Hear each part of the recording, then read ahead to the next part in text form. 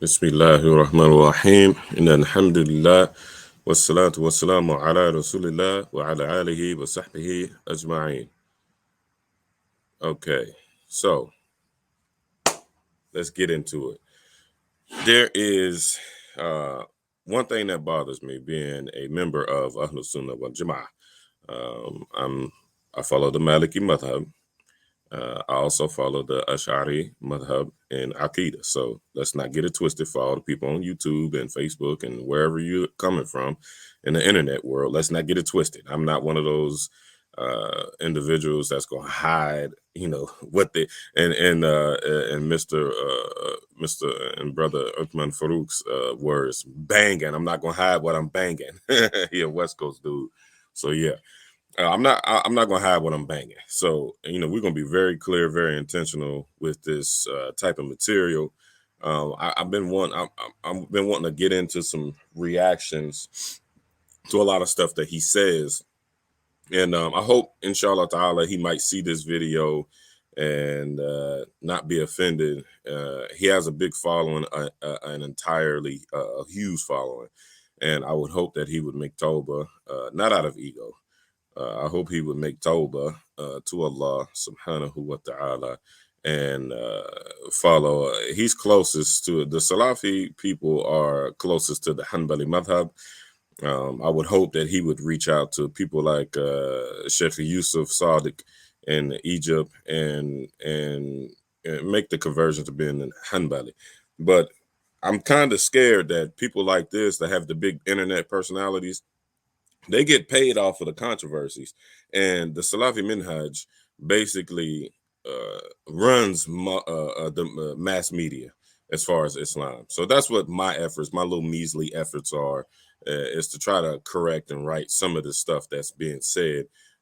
Anybody that's watching this, y'all need to know first and foremost, you are not going to learn correct traditional Islam according to the way of the Salaf on a bunch of YouTube videos.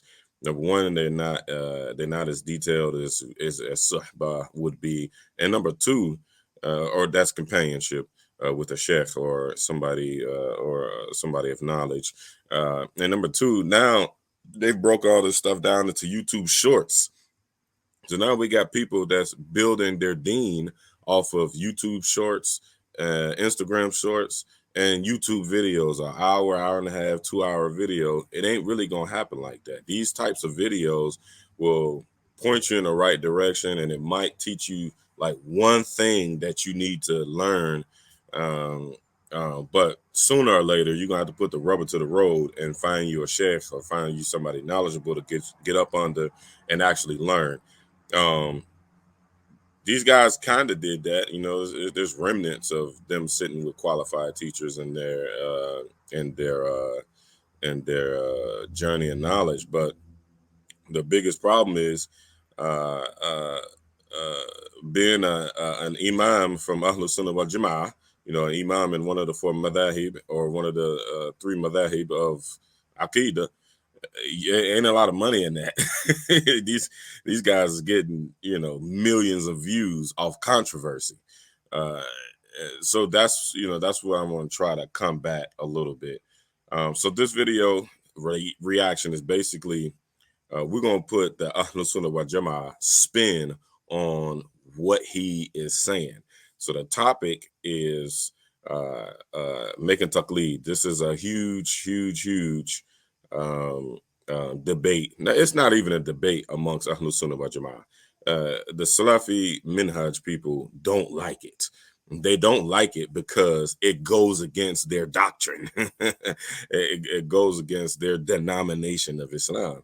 Because if you have to make Takleed, if you do submit to making Takleed, then that means that you would be violating the tenets of their denomination of Islam, which is to not follow one of the schools. So the reason why they need you to not make Taqleed is because once you start making Taqleed, appropriate Taqleed that is, once you start making Taqleed to one of the four schools of Islamic fiqh or the three schools of Islamic Aqidah, you're going to find out that everything that the Salafi imams have been saying from day one is wrong. and they're gonna lose their following. They lose their following, then they're gonna lose their fame. When they lose their fame, they're gonna lose their money, and then may Allah forbid they'll be kicked out on the streets and won't be able to pay their bills. This is the fear, and I'm gonna say it. I'm gonna say it. That's just what it is, and that's giving benefit of the doubt. That's giving benefit of the doubt that they are not purposely misleading people. Inshallah ta'ala, they are not purposely misleading people. And even though I find it hard to believe that they would purposely mislead people, because these are very smart people. These brothers are smarter than me. Even though I'm going to correct them, they're smarter than me. The Arabi is better than mine, especially Kareem Abu Zaid. I love him. I used to listen to his video series on Al Huda TV long time ago when I was really still trying to learn. And he had a beautiful Quranic series where I think it was called The Stories of the Quran. You can still find some of it on YouTube. And he recites the Quran from memory, and he gets the tafsir.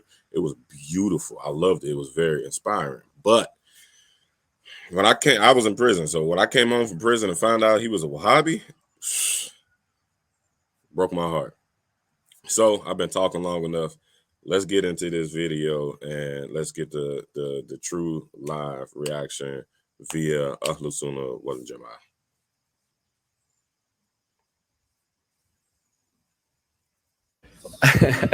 The brother's asking the question that he heard that Sheikh Albani weakened some of the ahadith in Sahih Bukhari and Muslim. So how should we deal with that? Do we still take those ahadith, or do we just take the hukm of Sheikh Albani? And if we always take it, doesn't that become a form of taqleed, like blind following whatever hukm he gives on hadith? So the first thing is, Shaykh Al-Albani rahmatullah alayh was a scholar from the great ulama who served hadith amongst others. He's not the only scholar that has done this great service even in that generation, right? When we look at takhrij of kutub of hadith, we have the likes of Ahmed Shakir, Shu'aib al-Arnout, Abdul Qadir al-Arnout, and others who have done a great service for the ummah from around the Muslim world. Right, and they've been working on, like Sheikh Bakr Abu Zaid, Nasir al-Ajmi, Muhammad Nasir al-Ajmi from Kuwait, and others who have been working on this. First thing to understand, what does it mean? It's not that they're coming up with their own rulings, right? What it really is they go back to the books of the earlier ulama, and they look at the jarh and the ta'deel, and they look at the sabab, the reason why certain... Okay, right there. So he just contradicted himself. So first and foremost, the brother asked him, he basically, this brother, whoever asked the question is on the right path, because they asked him, isn't it Taqleed for us, the Salafi minhaj, the people who believe and follow the Quran and Sunnah according to the way of Ibn Abdul Wahhab? We're not supposed to make Taqleed, but aren't we making Taqleed when we look at Al-Albani and he said this is Da'if, and he said this is Hasan, and he said that this is Sahih? First and foremost, he contradicted himself. He didn't answer the brother's question, and I'm salty that certain conferences like this happen, because I don't know why the brother didn't dig into him. Maybe he don't know so much. But if you are reading a book, one of the works of Al-Albani, and he said that a hadith is weak, and you believe that as well, you just made Taqleed. So he's contradicting. He's starting into the contradiction of himself right here. He said a whole bunch of names, and just to impress people about how many Islamic names of hadith scholars that he know. They most of them were not actual muhaddithun, but he deflected by saying they go into the books of the scholars of the time before, and when they did Jarh Tadid. And that's Taqleed. So Al-Albani's making Taqleed with the scholars before who did Jarh Ta'dil, and then they expect you to do it with Al-Albani. It makes no sense. It makes no sense whatsoever. But let's finish into what he was saying. narrators were criticized or authenticated, and then they put that together and present it. Some people think as if like ulama of hadith just sit around looking at a book of hadith, go, I don't like the hadith, da'if. Like, that's not the way it works, right? Most people actually don't read a lot of the bigger works of Sheikh Albani, like Irwa al-Ghalil, which is a takhrij of a book called Manar al-Sabil, where he gives a lot of the evidences why, even Silsila Hadith Sahiha or Silsila Hadith Da'ifa, he gives the evidence why, and he will not give from his own. He will quote the ulama and a'imma of Jarh al-Ta'dil, like Ibn Adi and Ibn Hibban. Once again, another contradiction. He's not giving his own opinion on whether this hadith is sound or da'if. He's going into the books of Jarh Ta'dil. Is that not Taqleed? So Al-Albani himself is making Taqleed. And then you, Mr. and Mrs. Salafi, are going behind Al-Albani, or not even Al-Albani, but now the people like him who are asking you to make Taqleed to him and accept what he's saying, and go to Allah and make Taqleed to Uthman Ibn Farooq, and Uthman Ibn Farooq. My bad, Jones. Mosquitoes out, a bunch of mosquitoes out here. But Uthman Ibn Farooq is making Taqleed to Al-Albani, and Al-Albani is making Taqleed to the scholars of Hadith. This is all Taqleed. This is a Taqleed party. But most people don't know this stuff. This is stuff that most people don't know. And the Salafi Minhaj, they really understand the power of mass media. So they learned how to, in cahoots with some of the oppressive governments like Saudi Arabia, that's pushing the Wahhabi doctrine. And that's another video for another day. But they're putting a lot of money behind these characters, and they're putting a lot of money into the mass media, and they're spewing it all over the world for their own benefit and gain. The only people that benefit from this stuff is the Salafi imams and the Saudi Arabian and Qatari governments and so on and so forth. They're the only ones that's benefiting. So you got to have, the Salafi Minhaj people are clients to the actually Salafi clerks and imams. They're clients. They're making a lot of money off of this stuff. All these videos that they're making, they get millions upon millions of dollars, and they got a circuit that the Salafi imams are running amongst themselves. So they're deceiving people and misguiding people for their own benefit. This is all Taqleed. And a big problem with what he just said is the reason why I don't accept Al-Albani as a hadith scholar, a muhaddith, as rather, you can be a hadith scholar. There's a difference between having an ijaza in hadith and being a muhaddith.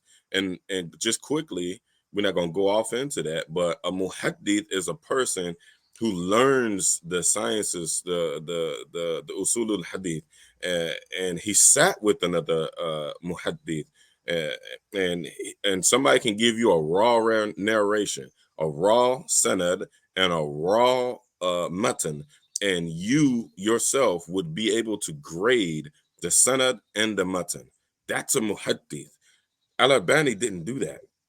He sat with no known muhaddithun, none. There's very few now today. We really don't know of many of them. There was few when he was in his heyday and learning in the early 1900s. They had the big sheikh from Syria that they say that he had an ijaza from, but he didn't have a real ijaza. He had an ijaza that the brother, it was called a ijaza tabarruk, where he met the big sheikh, and the sheikh was like, he's a promising student, and I basically give this guy a recommendation. That's what it was. He's not in that sheikh's sanad. He's not in his sanad. He did not sit down and take hadith from that sheikh, which is the traditional way of doing it. All Al-Albani did is go to the library, read a bunch of books, and he regraded the stuff that was already graded by scholars that were better than him. This is why he's not a hadith scholar. And this is why Al-Albani had to make Taqleed. And this is why all of the hadith scholars in Al-Albani's time came out against him from all over the world. India, Pakistan, Europe, North Africa, West Africa, and I think even some South African ulama. They all, East Africa, they all came out against Al-Albani as soon as they found out about him. But like I said, the Salafi Minhaj got the jump on the mass media before we did. So they're misguiding all of the masses, and we got all of the people in the world today saying Sheikh Al-Albani. He wasn't a sheikh. He was a smart guy. He was a really, really, really smart guy, but he was not a muhaddith. He himself had to make, just like Uthman Ibn Farooq just said, he himself had to make Taqleed to the scholars of Jarh Ta'did. Period. Let's finish the video. Imam Ahmad, Yahya bin Ma'in, and yani from the later ones like Ibn Hajar and An-Nawawi, and then Al-Dhahabi and others, so on and so on. So first thing to understand, it's not them. Secondly, Sheikh Albani, from what I know, he did not consider a hadith in Bukhari to be da'if.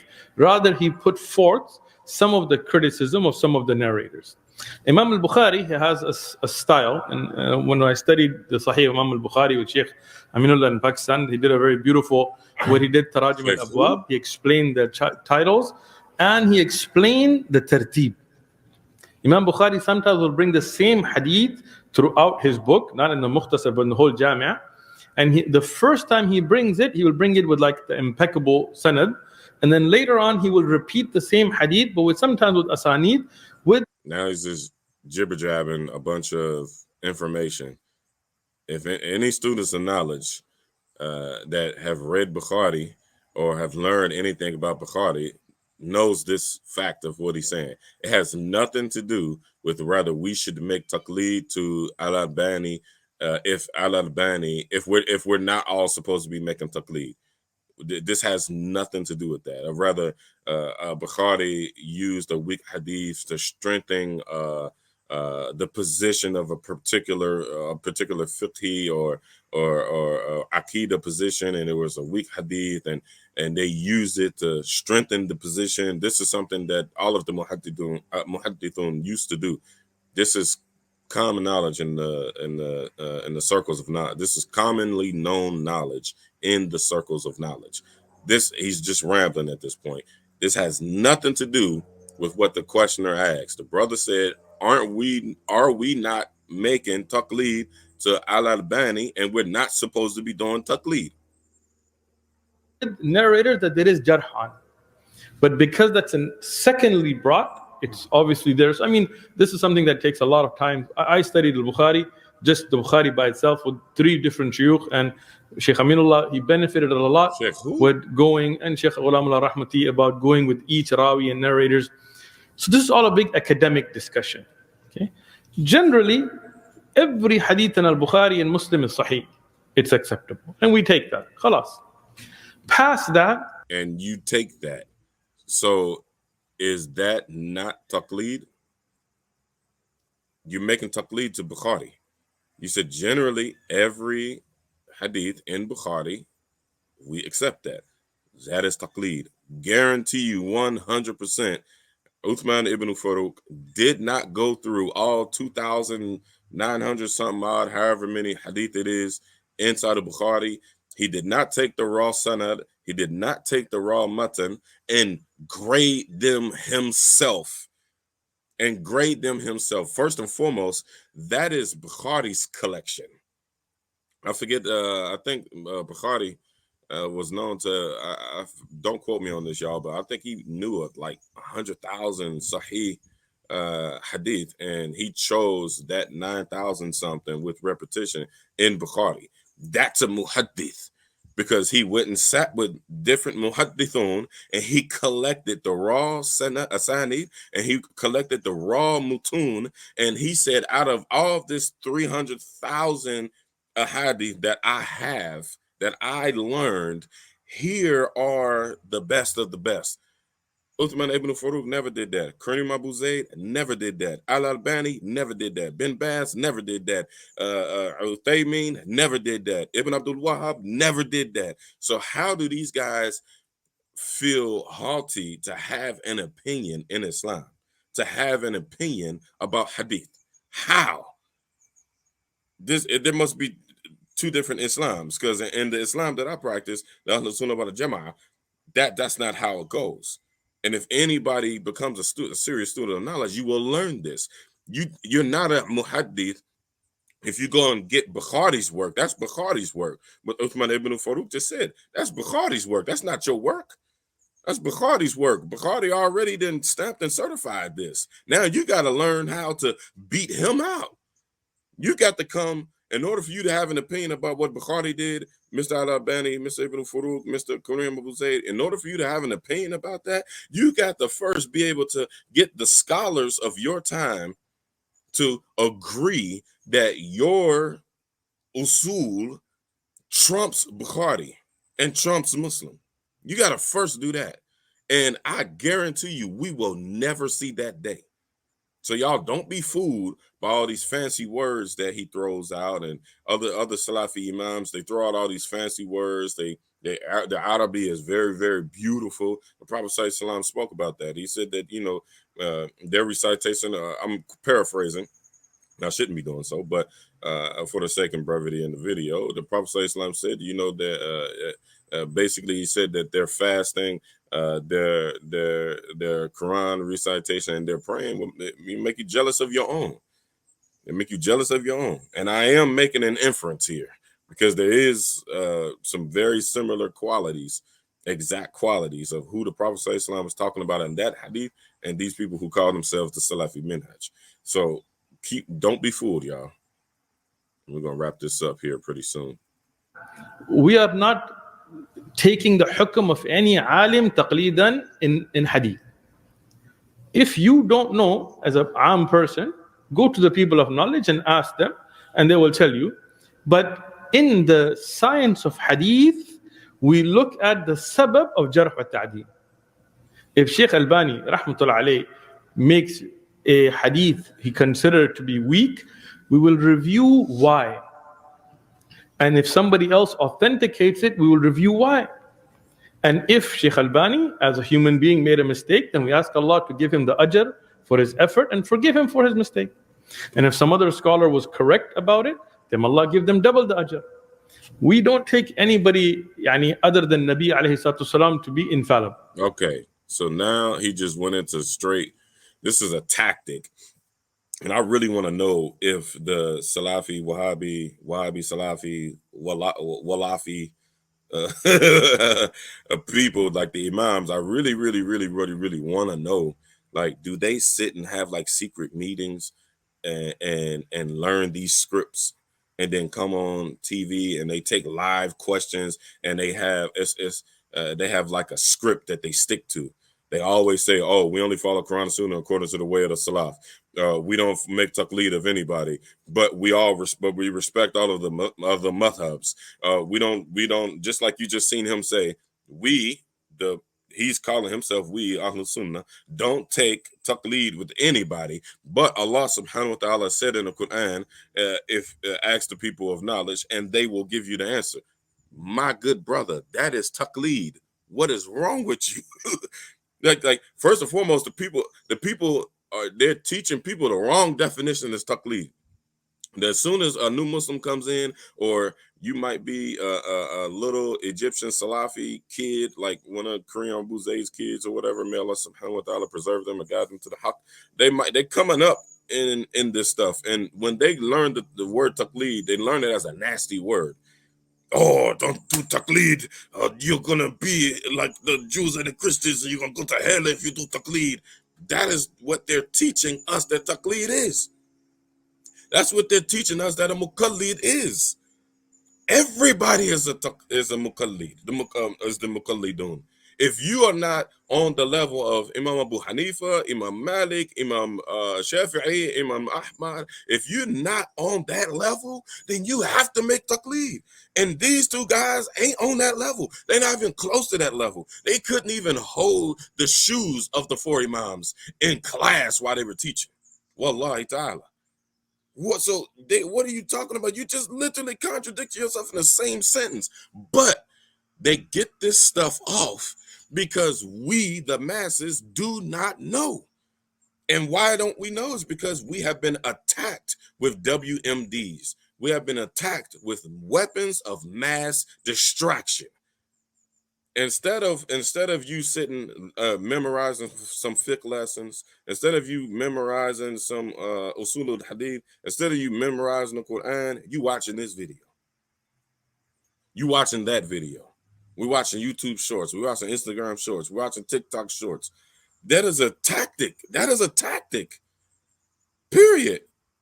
Malcolm X, rahimahumullah, said the revolution will not be televised. This is what he meant. Anything you get coming on this TV live and in person, it's probably scripted. This stuff is scripted. He went straight into a whole contradiction and throwing these words around. They throw these terms around and they confuse people with all these terms. Taqleed, jarh al-ta'dil, ta'did, and usul al-hadith, and fiqh al-akbar, and they throw all these terms out and make you look at them like, wow, this guy really knows his stuff, and you don't know your stuff. So you be like, okay, the sheikh, this is what he said. We have to listen to al-Albani, but then we don't have to listen to al-Albani. This is impossible, ladies and gentlemen. This is impossible, and I'm saying this from the bottom of my heart. The Salafi Minhaj people, I'm calling y'all back to, I'm calling y'all to and back to the Ahlul Sunnah wal Jama'ah, the majority. The Prophet ﷺ said, take the majority. He didn't say go and, with this stuff.